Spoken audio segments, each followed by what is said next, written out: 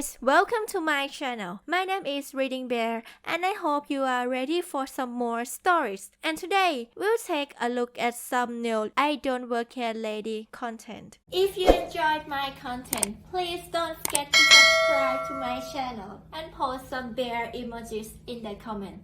And now, let's dive right into the stories. The first story is titled Karen Insists She Doesn't Work Here. A little background. I have an almost 2-year-old who is a bit of a finicky eater, as many kids that age are. There's one brand of little, blueberry-flavored, heart-shaped rice puffs that he absolutely loves, and we use them as rewards for when he accomplishes something, like successfully using the potty or putting away his toys. Sometimes we also give them to him just because we love him. He calls them pups and practically chants it when he knows he's about to get some. It's pretty adorable, but I digress. Now, I'm a 6'3" man and very broad-shouldered. I'm a pretty calm, pleasant person most of the time and try to make friends with everyone I meet, but I've been told that I'm intimidating just because of my size. I'm aware of this and try not to loom over people or throw my weight around, but sometimes people get skittish just because I'm there. So anyway, I'm at the major chain grocery store after work picking up a few things that my wife asked me to grab on the way home. I remember that we're low on pups and swing by the baby aisle to get some, even though my wife didn't ask for them specifically. Lo and behold, there's Karen in her smart business casual jacket with her overloaded cart standing right in front of the puffs. She's holding a box of baby oatmeal, reading the back of it. I calmly watch as she puts the box back, picks up another box of the same brand of the same powdered oatmeal, just a different size, and starts reading that. Again, I wait, but I'm standing there wondering what could possibly be different between the two. She then picks up the first box and starts comparing them. They're identical other than box size, and I'm tired of waiting for her. It's only been 2 or 3 minutes, which isn't that long, but I'm ready to get home to see my kid. So I say, "Excuse me, ma'am, could I?" Karen, without looking up, "I don't work here." "Me? Right? Could I please?" "K." I said I don't effing work here. Except she says the word as she glares death at me. "Me? Yeah, I get that. I just need, K, get away from me. Just because I'm a woman doesn't mean I'm going to help some idiot man buy baby stuff." "Me? Look, I just want that cereal," I say as I point at the puffs on the shelf. "K, don't touch me. I said I don't work here. Manager. I need a manager." Now, there was a nice older lady stocking shelves at the other end of the aisle. I've talked to her a few times over the past few months. She's always been really sweet and always tells me all about her grandson, who coincidentally has the same first and middle name that I do. She knows me, so I'm not worried when she heads over. She's not a manager, but being older, a lot of people assume she is. I'll call her W for worker. "W, is there a problem here?" "K, this man is harassing me." "Me? Sigh, I just wanted to." "K, I don't care what you want. I won't be bullied." Turning to W, "I demand you have him thrown out. I won't put up with this." W, "Ma'am, can we please calm down? I'd like to." "K, don't you tell me to calm down. He's the problem." To me, I said I don't work here. EFF. W, "Ma'am, I can't help you if you don't calm down. Please can." She turns her hands palms up in a pretty universal non-threatening position. "K, don't you touch me. I'll call corporate. What's your name?"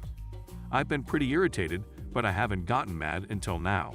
I worked customer service for a lot of years and am used to being treated poorly by seemingly insane people, so I've been trying to remain calm. Once she threatens to report the sweet old lady for just trying to defuse the situation, I get angry. Standing up straight, looming forward just slightly, and with my best semi-loud dad voice that I usually reserve for when my kid is about to do something that's going to get him seriously hurt, I say, "Me, lady, I just wanted to buy that cereal for my kid, and your cart is in the way. I know you don't work here. I'm not an idiot. I was just trying to ask if I could reach past you to get it." Karen goes completely pale and frankly looks like she's about to wet herself. She silently grabs her cart and scoots it back 2 or 3 feet. I smile and say in as calm and friendly of a manner as I can manage, "Thank you, ma'am." I grab the puffs, put them in my cart, and walk away. Me, have a nice evening. A few seconds of silence pass as I walk towards the registers before I hear W say, "Ma'am, if you still need that number for corporate, I can get that for you." The next story is titled Landlord Tries to Keep Security Deposit. No. About 10 years ago, my at the time girlfriend, now wife, and I moved from the area. We went to college to an apartment near where we planned to start our careers. I say it was an apartment, but it was really the basement of a house that the landlord had walled off to create 2 apartments to rent. The place was kinda crappy, but the rent was cheap for the area, and we were close to work. Everything was fine for a few months, but the only parking for us was on the street out front. The couple that rented the upstairs apartment had rights to the garage and driveway. They paid more than we did. Suddenly my car got a couple BS tickets for parking on the street. I'm guessing some ass clown cop needed to meet their quota, and my girlfriend's car got sideswiped in a hit and run. This crap had to stop, so we emailed the landlord, her preferred form of communication, to ask if there's anywhere safe for us to park. She replies, "Park anywhere you want." We had noticed that our upstairs neighbors usually eschewed the driveway to park in the front yard. They were horribly lazy, so we figured that would be a good spot for us too. We parked in the front yard the rest of the year. We figured that would be the end of it. We finished our lease, left the place in better shape than we found it, and requested our $1,500 security deposit back. After a couple weeks, we got a check for $700. What the duck? Since there was no explanation, we asked the landlord for one, and she replied that the deducted amount was to resod the lawn, claiming that parking on it had damaged it. Now, I was the one who cut the grass at this house while we stayed there, so I was well aware that the lawn was more weeds and bald spots than grass. Picture the African savanna in midsummer. No one had ever lifted a finger to landscape any part of the property, but the landlord wanted to sell the house once the leases were up, and she figured she could get the renters to pay for a nice new lawn. I complained to the landlord, didn't care. I put in a complaint with the local housing department, didn't care. I threatened to take her to court, didn't care. So that's what I did. Took her to small claims court. I had never sued anyone before, so I was going in prepared. I took pictures of the entire front yard. The area that we damaged was actually one of the best patches of grass, though it did have a small rut that my tires made when the yard was muddy in the summer. I got testimonials from our upstairs and across the street neighbors. Most importantly, I printed out the email where the landlord told us to park anywhere. We were suing for $1,800 to cover court costs and us both missing a day of work on top of the full security deposit. In mediation, we said we would settle for $1,400, but she must have thought she was in the right because she refused to offer a penny more than the original $700 check, which we never cashed. When we got in front of the judge, it was pretty clear that she had no evidence, hadn't prepared anything, and just assumed that us kids would fall on our faces. We did not. We put everything we had in front of the judge and made our claim. He was impressed. He stopped us when we showed him the email to ask the landlord, did you really tell them to park wherever they wanted? When she said yes, the judge replied, then what are we even talking about? And that was that. Judgment in full for us, and that idiot had to pay to resod her own damn lawn. Next time you tell someone to park wherever you want, you better mean it. Or at least don't try to duck someone over when they comply with what you said. The next story is titled A Little Knowledge Goes a Long Way. I'll preface this with saying I am currently in the middle of studying for my certified sommelier exam. While the bulk of this is wine knowledge, a sommelier is supposed to be a beverage expert. While standing in the bourbon aisle of my local liquor store, a woman looked very confused and asked if bourbon was whiskey. I answered her with some bourbon facts and asked if she needed help. Helped her pick a bottle based on her budget and needs. She jokingly asked, any chance you know about a wine? It was my time to shine.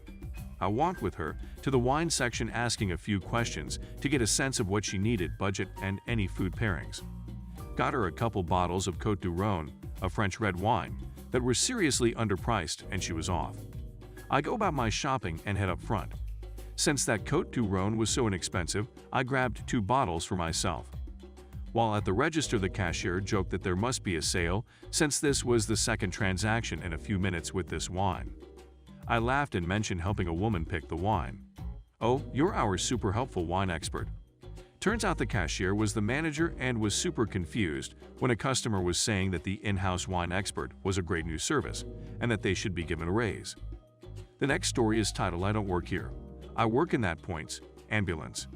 Years ago, in the early 2000s, I was working 24-hour shifts on an ambulance. Since we were working these extended shifts, we had a kitchen and whatnot at our station. So, if we didn't have a call right at the beginning of our shift, after our rig and equipment checks, The first thing we do in the morning is our grocery shopping for the day.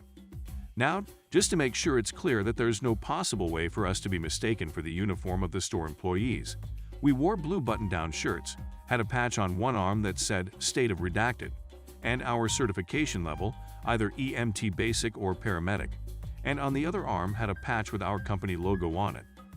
We had dark blue pants with about 500,000 pockets, radios on our belts, etc. The grocery store employees' uniforms were either a white or tan shirt and black pants, and usually some type of apron with the store logo. The last bit of info I should add is that the area we worked in was one of the richest neighborhoods in our metro area, and usually the cheapest car you saw in the parking lot was a Lexus. So now that the stage is set, comes our adventure. My partner and I were at the store doing our shopping for the day, and it was a relatively quiet Sunday morning. Other than us, there were only a couple of other shoppers in the store, and several employees were plainly visible doing their morning duties. I'm busy trying to decide if I want Link or Patty sausages for my breakfast, when I hear the classic hum. I'm pretty engrossed because, let's be honest, it's an important decision, and now I'm weighing bacon into the mix too, and I really don't pay too much attention. Then I hear it again, accompanied by fingers snapping. I'm broken out of my sizzling reverie by this, and think maybe I'm blocking someone's access to the cooler. Turn around and there's this lady in her 60s, dressed up way too fancy for an early Sunday morning grocery run, and she's glaring daggers at me. I'm sorry, ma'am, am I blocking your way? No, can't remember the exact item she's looking for. I'm sorry, ma'am, I'm not an employee here. I work for Redacted, the ambulance company. However, I've seen a couple of employees a few aisles over. I'm sure they'll be happy to help. Young man, you will do your job. I need you to find item for me. Ma'am, again, I'm really sorry, but I do not work here. I work on the ambulance you had to walk past to come in. We always park right up front in case we get a call. Now, I apologize, but I need to finish my shopping so we can get back to the station. I reach into the cooler, grab a package of bacon, because bacon always wins in the end, and plop it in my basket, turn and start to leave. And this crazy old bat decides to shove her cart in my way to try to block me from walking away from her. Young man, my husband is named that apparently she thought I should recognize, and my shopping here pays your wages. Do your job and help me. Now, between the crash of her cart hitting the cooler and her escalating tone of voice, we've, thankfully, caught the attention of one of the store employees. They come around the corner, and turns out it's the store manager. I recognize her because we've run calls at this store before. Missy's name. Please calm down, and I'll gladly help you. She's getting wound up to start yelling again, and about that time, my radio starts going off. When we're assigned to a call, it starts beeping very loudly. I silence it, turn to the store manager, and apologize to her for running off and leaving my groceries in the cart. But we're getting a call and I have to go. She's very understanding, and as I'm walking off, I hear the old bat asking, yelling at the store manager, "Where does he think he's going? I need item." And her reply, presumably, to his ambulance to respond to that call, since that's his job. The next story is titled I'm Calling the Owner. There was this little restaurant I go to. It's a nice little pub with really cheap food and really friendly staff. They also have a shuffleboard table, and that's where this story begins. I was on my lunch break from my actual job. I'm a manager, so I usually have to wear nice polos or button-up dress shirts. Anyway, I'm eating my lunch while playing shuffleboard with myself. The bar is being overrun by a bunch of people, and the poor bartender was all on her own. There weren't any employees helping with the tables out in the dining room. I personally know the bartender, so I come up and ask if she needed any orders taken to any tables. She smiled at me and pointed to the plates that were on the serving tray.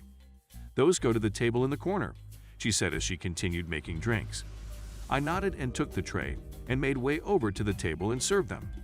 This one lady we'll call Karen. She had the "I want to talk to your manager" style haircut. Looks at me and scoffs. Karen, I have never seen it take this ducking long for me to get a goddamn sandwich. Me, sorry for the hon, but she's been really busy at the bar, I say, pointing to my friend.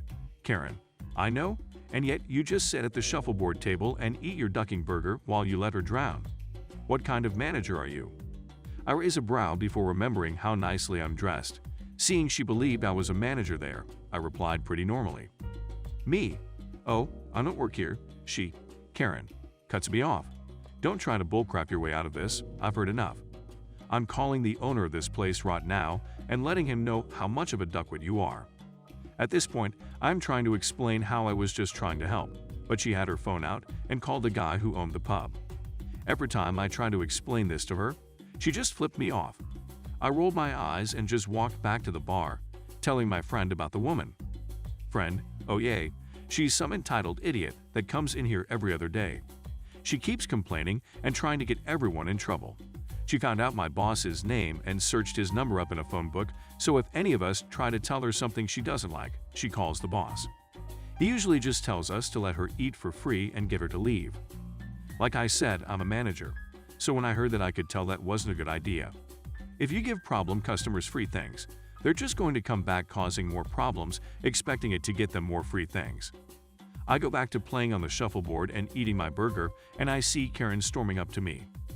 Karen, I told him you were sitting here playing shuffleboard instead of helping your employee. He's on his way up here to fire you. Me? That's going to be really hard for him to do since I don't work here, you stupid idiot. Karen. She got red in the face and she reached over and slapped me, now screaming. How dare you say that to me? I will duck up your whole life, you waste of filth.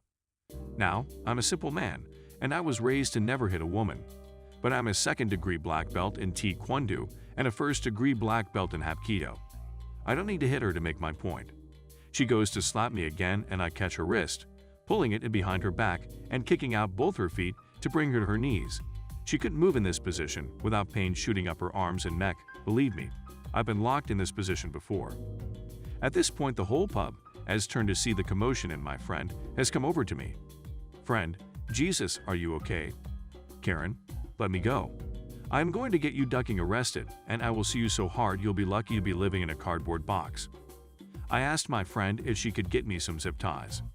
Once she gets me some, I fashion out some mail-shipped handcuffs and restrain her. At this point, the owner walks in and sees this. Owner, holy crap, what happened? Karen, your stupid manager assaulted me is what happened. I'm suing him and you and your business for this. Owner, he doesn't work for me.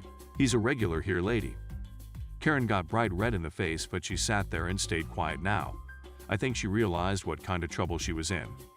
After a few moments, the police arrived and I explained the events that unfolded to both the owner and the police. My friend backed me up on all of it, despite Karen trying to deny it. The police office asked if I wanted to press charges for assault, and I said, gladly. She was sent away in a police car, and no one has seen her since. The next story is titled Ex-Employee Chews Out a Karen. So, for some context, this story involves me, a nice lady, a Karen, Karen's husband, and a guy who used to work there. We'll call him Adam. But he's actually my hero. Also, I'm obviously a trans guy, which did not help.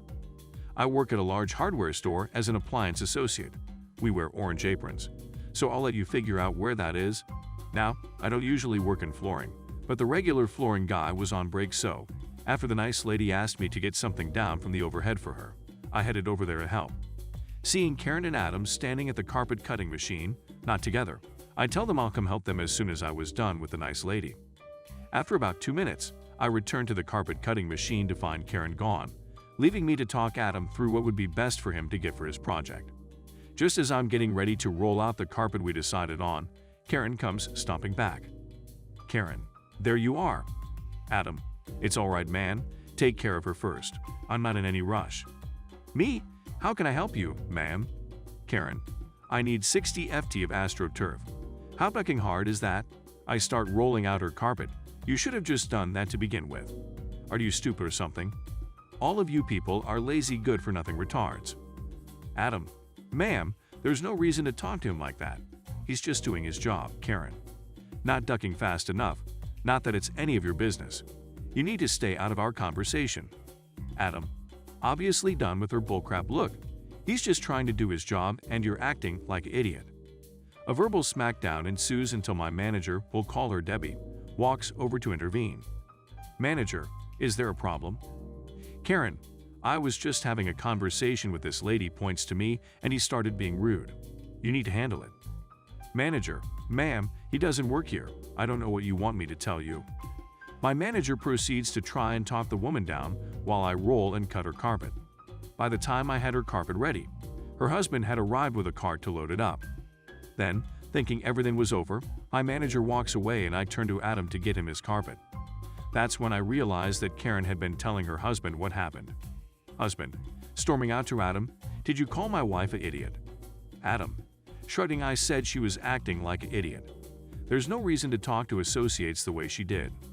Husband, "You need to learn some ducking respect. You can't talk to customers like that." Adam, "I am a customer, which means I can say the things everyone else is thinking, but can't say." Then the husband tried to fight Adam before my manager came back and escorted the couple to the front. Come to find out, Adam used to work there and loved the opportunity to tell customers everything he'd never been able to when he worked there. I've never been so satisfied. If you enjoyed the video, please subscribe to the channel and post some bear emojis in the comments.